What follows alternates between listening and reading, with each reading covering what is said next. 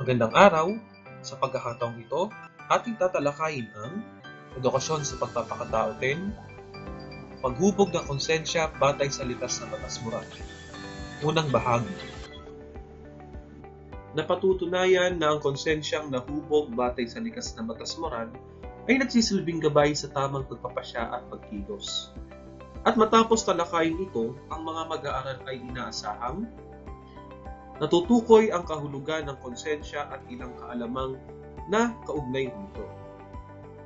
Napahalagahan ang konsensya sa pag-iisip at pagkilos ng isang tao sa pamamagitan ng mga gawain at nakasasagot ng ilang mga pahayag na may kaugnayan sa paggamit ng salitang konsensya. Sa unang bahagi ng ating talakayan, meron tayong sasaguting 5 tanong na may kaugnayan sa paksa. Ang panuto ay basahin at unawain ang bawat tanong. Piliin mo ang titik ng tamang sagot. Bibigyan lamang kita ng 10 segundo upang sagutin ang bawat tanong. Unang tanong, ang isang bata ay lumabag sa batas na nakapaloob sa alituntunin ng ECQ dahil hindi sapat ang kanyang kaalaman sa mga ito. Ipinaliliwanag dito na ang kamangmangan ay letter A, nagpapamali ng bawat kilos ng tao. Letter B, kawalan ng kaalaman sa isang bagay. Letter C, sumasalungat sa kagustuhan ng isang tao. Letter D, wala ng pamamaraang itama ang konsensya.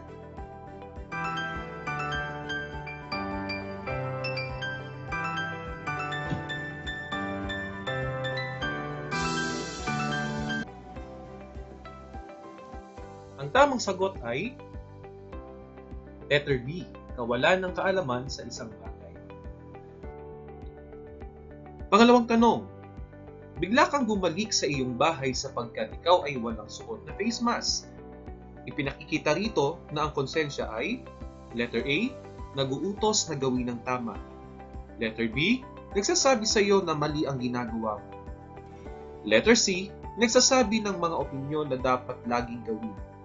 Letter D, nagbibigay ng payo sa isang moral na pagpapasya.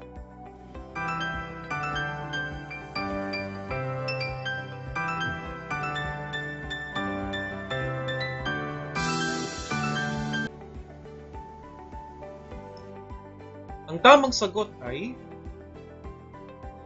letter D, nagbibigay ng payo sa isang moral na pagpapasya. Pangatlong tanong, ikaw ay nanood ng balita at nagbasa sa social media upang malaman ang tungkol sa COVID-19 pandemic.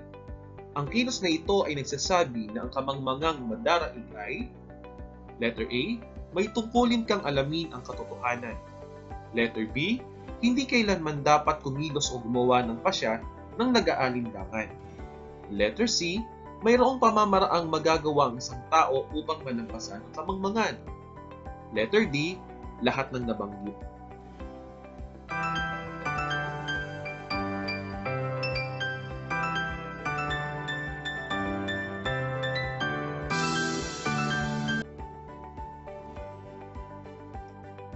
Ang tamang sagot ay letter D, lahat ng nabanggit. Ika-4 na tanong, alin sa mga sumusunod ang may tuturing na kamangmangang di madaraig? Letter A, paglabas ng curfew hour. Letter B, paglabas ng walang face mask.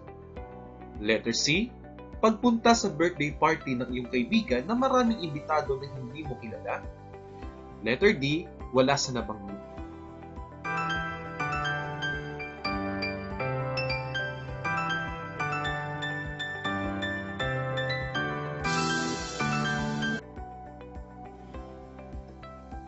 Ang tamang sagot ay letter C, pagpunta sa birthday party ng iyong kaibigan na maraming imbitado na hindi mo kilala. Huling bilang, ipinagbawal ang paglabas ng bahay ng walang mahalagang dahilan at inisip mo ang maaaring mangyari sa iyo. Anong yugto ito ng konsensya? Letter A, unang yugto. Letter B, ikalawang yugto. Letter C, ikatlong yugto. Letter D, ika-4 na yugto.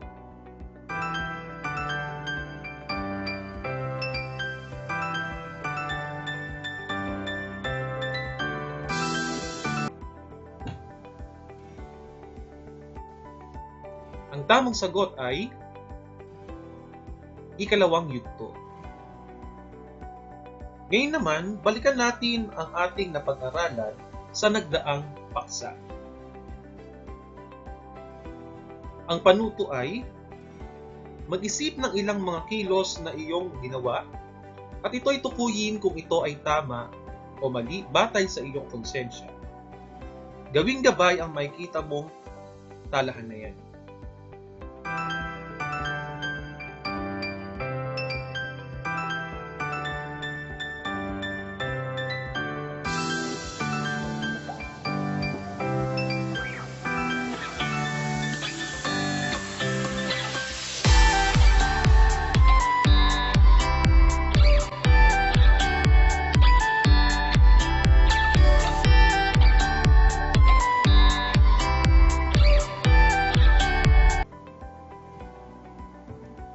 Mahusay!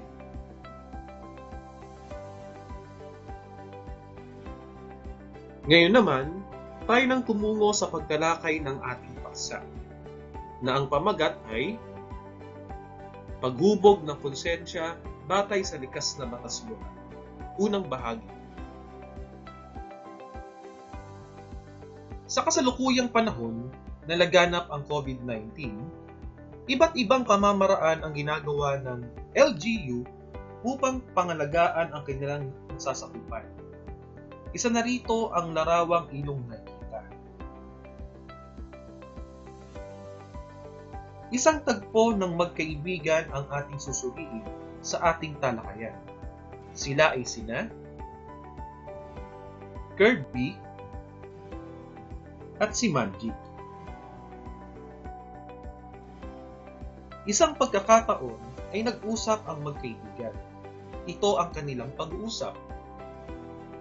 Nako, wag muna tayo maglaro sa labas sapagkat mayroong sakit na lumalaganap sa ating lipunan. Sumunod tayo sa batas, sabi ni Kirby. Sabi naman ni Manji, wala namang bantay na sundalo o pulis sa labas. Kapag may dumating, saka na lang tayo tumakbo papasok ng bahay.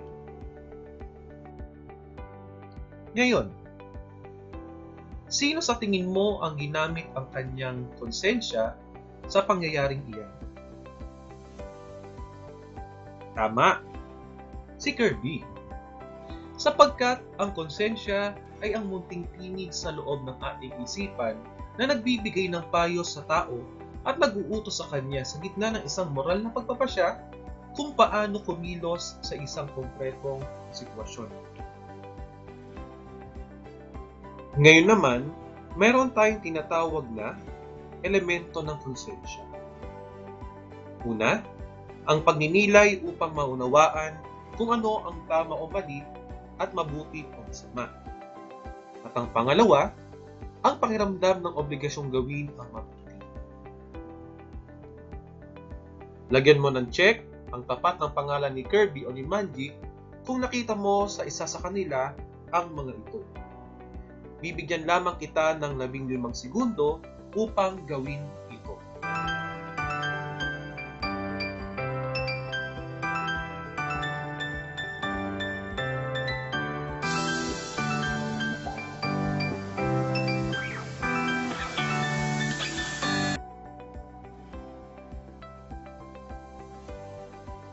Ang unang elemento ng konsensya ay nakita natin kay Kirby. At ang pangalawang elemento naman ay nakita rin natin kay Kirby. Magaling! Ayon kay Lipio, may dalawang mahalagang bahagi ng konsensya. Una, ang paghatol sa kabutihan o kasamaan ng isang kilos. Pangalawa, obligasyong moral na gawin ang mabuti, iwasan ang masama. Balikan natin si Manji. Batay sa kanyang pahayag sa usapan nila ni Kirby, ano sa tingin mo ang dahilan bakit yon ang kanyang nasabi? Ilagay mo ang iyong posibleng sagot sa kahong nakapaligid kay Manny. Bibigyan lamang kita ng 30 segundo upang gawin ito.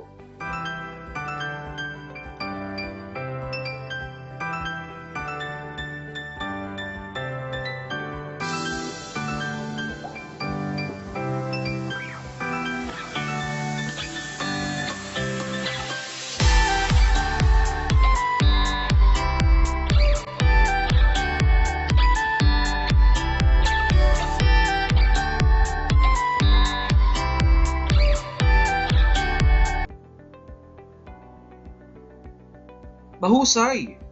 Dahil sa gawain ito, ating natukoy na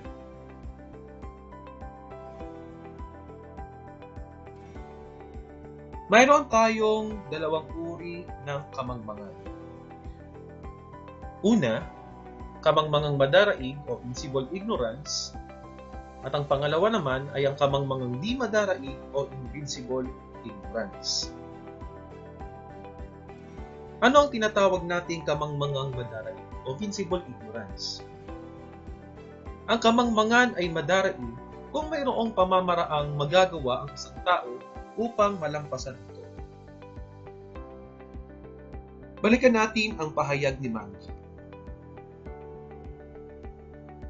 Sa tingin mo, ito ba ay masasabi nating kamangmangang madaraig? Bakit? Tama! Sa pagkakaroon ng kaalaman tungkol sa batas at alituntunin na lumalaganap sa home quarantine ay magagawa sa pamamagitan ng pagsisikap o pag-aaral.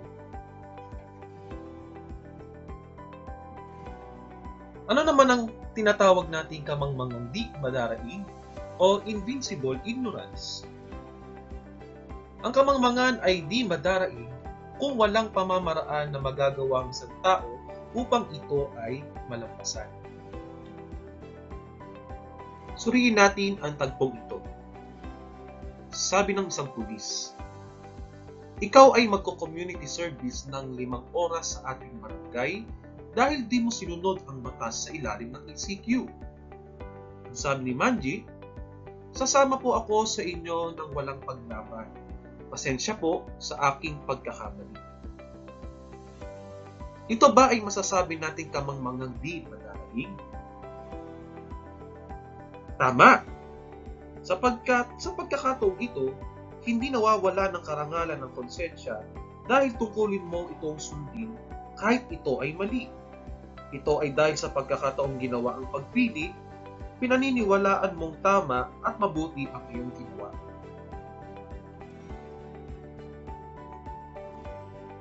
Mayroon tayong 4 na yugto ng konsensya. Una, alangin at naisin ang mabuti. Pangalawa, ang pagkilatis sa partikular na kabutihan ng isang sitwasyon. Pangatlo, paghatol para sa mabuting pasya at kilos.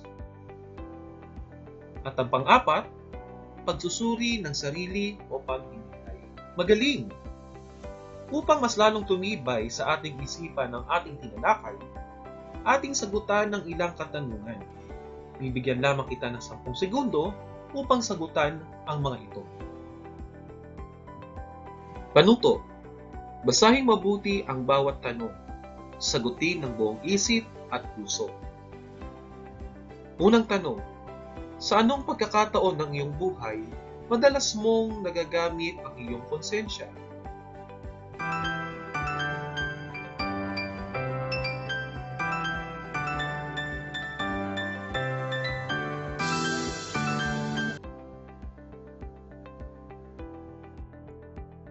Ikalawang tanong, madalas mo bang pinakikinggan ang iyong konsensya?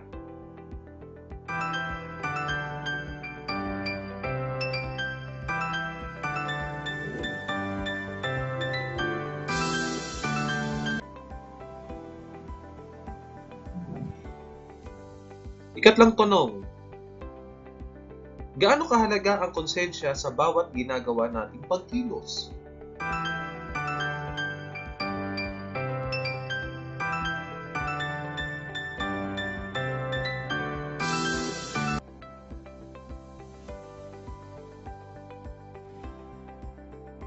Ika-4 na tanong, paano mo mapauunlad ang iyong konsensya sa bawat kilos na iyong ginagawa?